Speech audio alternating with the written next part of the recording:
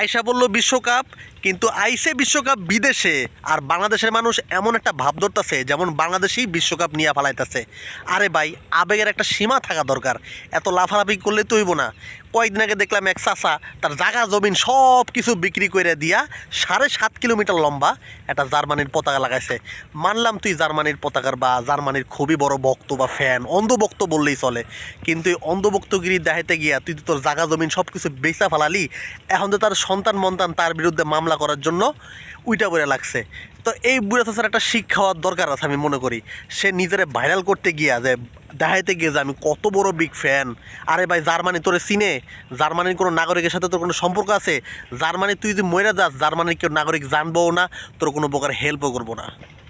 এখন সবচেয়ে বড় কথা হইল গিয়া, বিশ্বকাপ খেলবো বিভিন্ন দেশ, তারা কাপ পাইবো, তারা প্রাইজ পাইবো, তারা সম্মান কামাইবো, কিন্তু আমাদের বাংলাদেশ কি কামাইবো? আমাদের তো কাজ করাও নাই, আমাদের এমন কোনো ভালো প্লেয়ার নাই যেটাতে খেলবো, না ভালো দল আছে, না কোনো মানে গর্ব করার মতো কোনো কিছু আছে, না ক্রিকেট দলে আছে, না ফুটবল দলে আছে।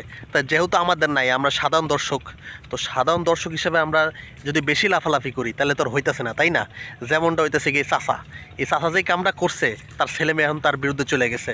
হয়তো সে ভাইরাল হইতে পারছে সাময়িক কারণে, কিন্তু কয়েকটা দিন পরেই তারা আবার সবাই ভুলে দেবো, নতুন টপিক নিয়ে সবাই লাফালাফি শুরু করব।